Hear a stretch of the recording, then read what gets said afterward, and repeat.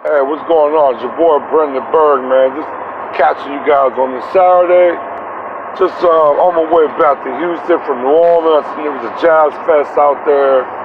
Um, didn't really get into too much, man. It was pretty much it was just a work thing, so I really couldn't really have fun. But on my way back to Houston. But yeah, man, I really wanted to jump in on here, man.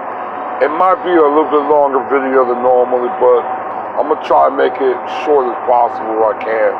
But I want to talk a little bit about the Jay-Z investigation that he got with the SEC and got the courts and the federal really looking into this. And the thing about it is him being subpoenaed twice, and now after the subpoena that he basically ignored for I think several months already, they've been asking him to come in and testify, because the people that's asking that issue these subpoenas are really are the SEC. That's the Security Exchange I think committee. Now they deal with the stock markets and everything. They deal with if there's been any ethic violations, even from criminal to mischief to illegally dumping shares, easily boosting shares. They deal with that. And they said, they said there was a lot of violation with this company called Iconics that bought the rock, that bought some of the Rockaware business interests of Jay-Z, and I think he sold it for over $200 million. Now, that was a couple of years ago. Now, Iconics, their value in the share was like $44 per share. Now it was like $60 per share, so I don't know what happened. But they're now being investigated by the feds. Iconic is bringing up Jay-Z, saying, look, Jay-Z, they say he knew. They're saying he knew that, because they said when they bought the business, they thought it was going to be a success into it, successful. They're gonna get their money back and get profit from. But that totally went the opposite. So they knew what they thought he did. He knew that his company was failing, and he basically did a dumping.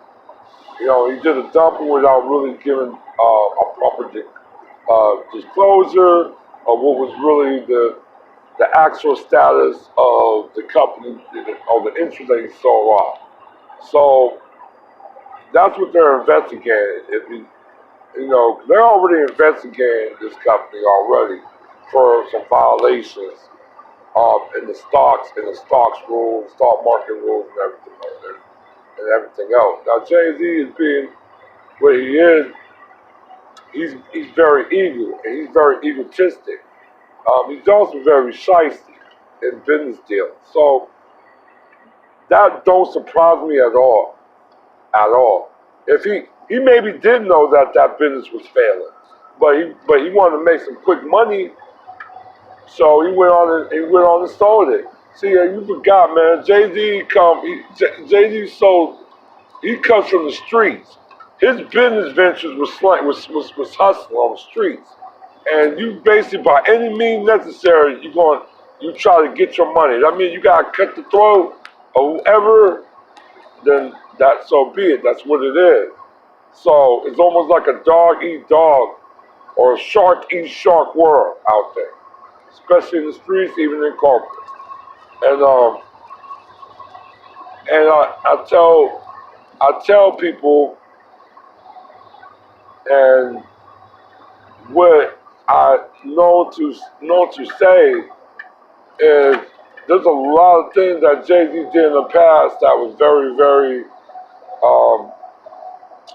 that have an eye open. And this is kind of one of those times his business practice is actually catching up to him. Now they're not saying they're gonna prosecute him, they just want to talk to him. But just just the simple fact the feds now is bringing them in. They order a federal judge is ordering them to come and testify. One, they have to they're going to use some power over Jay Z. But now in a way too, Jay Z fucked up in my eyes because now the feds think that you got something to hide. So now they're going to start looking more into you now, more than ever. Now a lot of people ask me, well, Jay Z was making some money. I said, normally if you're making some money, the feds don't really mess with you. A lot of like if you're pretty much up there, if you're in the height of money and power, then the feds don't really kind of mess with you on your height. They mess with you on your decline. So just for what they're doing to Jay-Z now, that should tell me and tell anybody who really know business and the system and also the inner work and the white supremacy and everything else, that Jay-Z is losing some financial power right now. I know a lot of people be thinking like, when you think about it, if you're a billionaire, why you still performing? Why you gotta go on tour? Why you gotta do an album? You don't even need to do those. You don't even need to make music no more.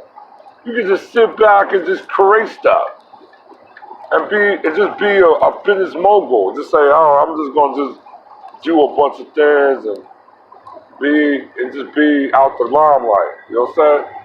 So, but yeah, that's basically that's gonna be. Like I said, I'm gonna keep my eye out on Jay-Z and learn the future because I don't know what the future might hold for him right now. Because like right now, if you're ignoring subpoenas and not refusing to go and give your account of your business deals with that particular company, you got some skeletons in the closet. And I think he got some lot of skeletons in the closet. His business practice to me is very unquestionable. I mean, but if you want to look at a person, sometimes you look at the way they deal business. Sometimes the way people do business is entirely what they are in their personal sense and state of mind. So, and Jay-Z always been a very shiesty, shady type of dude. You know what I'm saying? It's just the type of person he is. So, like I said, maybe this shadiness, these shady type of business practices catching up to him. Am I bashing him? No, I'm not bashing him. If I'm gonna bring up the history, yeah, I can bring up his history. He's a shady dude because what he did to Damon Dash and Kareem Big on Rockefeller. You know what I'm saying? When you go on and do a backroom deal with Def Jam, then you tell your friends, they're supposed to be friends with you, to sell it off to the people, the entity that you did a backroom deal, and they turn and then it happened. Yes, you are the person, you are the reason. I told people Jay-Z is the reason why Rockefeller broke up. So that's not a surprise here and there in my eyes. You know what I'm saying? Kanye, same with Kanye.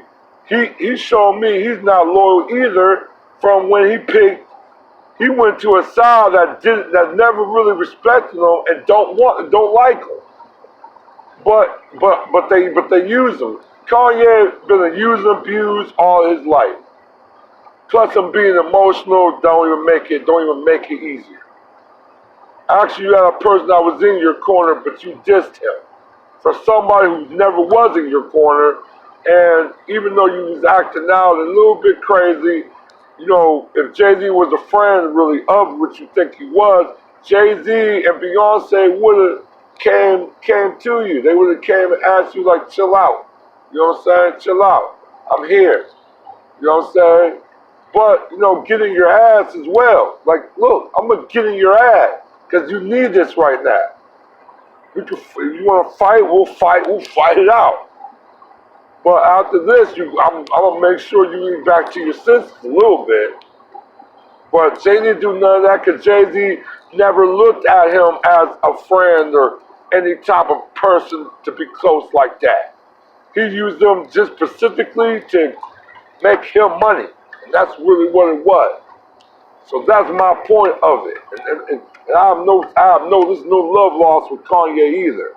So, but like I said, I don't want to talk about Ray or him because you have brothers that was literally killed and hung and pretty much ripped, and everything you could think of happened to several brothers in this country, definitely in the South, and them two brothers that got killed.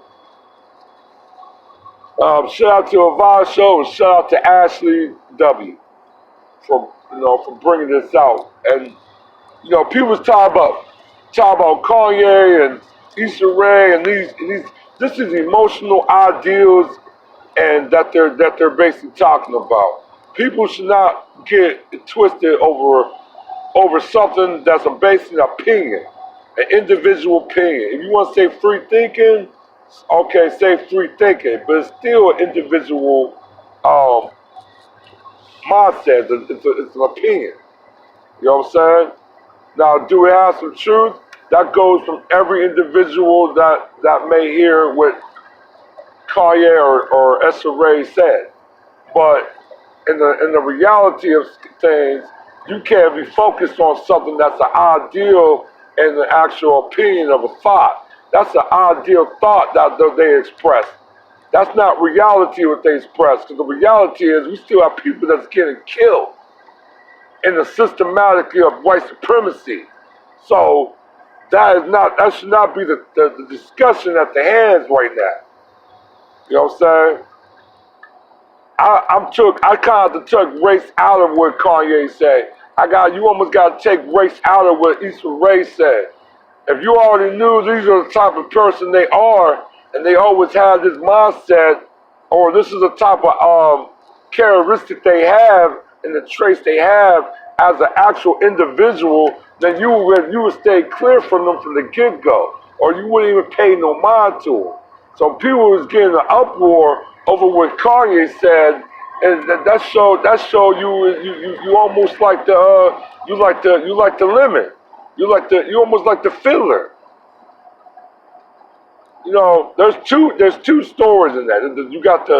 You have the filler. You have the filler. You have the filler for that lured all the children away, and you have the filler that basically lured all the lemons, and the lemons all had a group suicide, fell and went right over the cliff. Now they say it's a real deal.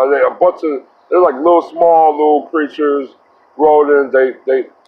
They instinctively will go in group suicide, mass group suicide. I ain't saying the only animals that do it, but yeah, they're one of the only animals that do it. But that's what we black people are like right now. When you talk about situations that shouldn't be it should not be discussed in a serious manner than what this is now.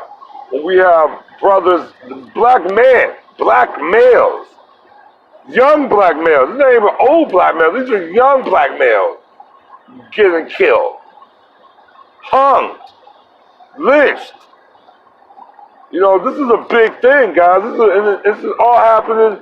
This is all happening right before your eyes. You're having black people being lynched again. You know what I'm saying? They just opened up a lynching memorial in Alabama, and there was over 4,000 lynchings. 4,000 lynchings in a 7-year span. During the after the post-Reconstruction, to almost close to the 1950s. Maybe, so, guys, you gotta have to, everybody have to come to grip that white supremacy and organized racism is here alive and well.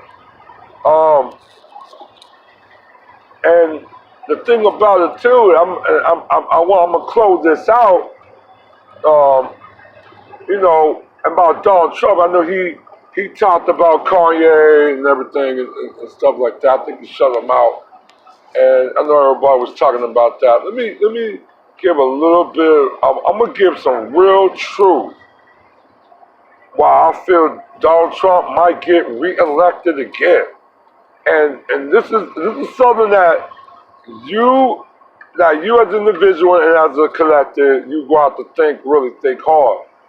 Donald Trump is expressing something that America wanted to express for a very long time. They want to express that after the civil rights movement. So the civil rights generation have a lot to blame here because they basically put the cloak on the other generation, like our parents and us, and us, we kind of we kind of lift the veil. But for our parents, they basically, and our parents shouldn't been so blind to, to basically, um, shut the veil down as well, close the veil down as well. They should have kept that shit up. My mom, she always lets you know racism is there. My dad's more like an integrationist or something like that. So it's a big problem. And that's what I was going to say about with Trump. And Trump is expressing something that the whole country, when I say American, I'm not meaning all, but a certain population, they want to express that feeling for a very long time. And what makes Trump is very dangerous. Trump is, you can say whatever you want, and I don't give a damn what the liberal media say. He kind of speak truth. He speak truth. He's a white supremacist, and he you kind of already know that. It hits you right in the face. But the thing about him is, a lot of people say, "Oh, he lies." Not technically lie. When he lies, a different type of sarcastic type of lie. But the main feelings is he's always telling the truth, and that's where people is picking up. They already know what he meant. They know that in politics, the way the politics is designed is yes, they're going to make him the bad guy. They're going to try to stop him as much as they can. But the public already know what his heart is into. He's telling, so they already look at him as a truthful guy. He's not scared to say what he's on his feeling. He's not scared of doing what he's trying to do, even though it's a very, very, very radical and almost has a fascism sense to it. But the people in the majority whole, they rock with that. They respect that. You'd be very surprised. Even non-whites respect that and admire that. They won't say it because right now the norm is to hate Donald Trump. That's the norm.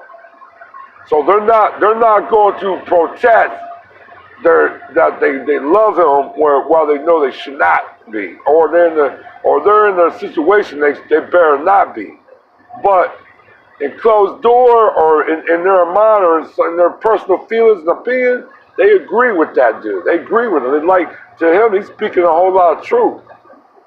So you got to be very aware. They might elect him again, and it just is what it is right now. You know what I'm saying? I don't know anybody in the political sphere, in the Democrat or Independent, that could become popular in 4 years to run against. That's not going to happen. A lot of people say Michelle Obama. No, that won't happen because a white woman would not want a black woman to be the first woman to be a president, especially a black woman. So that you can leave that out the door. So who's basically going to be popular? And right now, to really gain the trust of black people, conscious black people, you have to show it. You got to do a lot for the black community. Not say it, but you got to do a lot for the black community.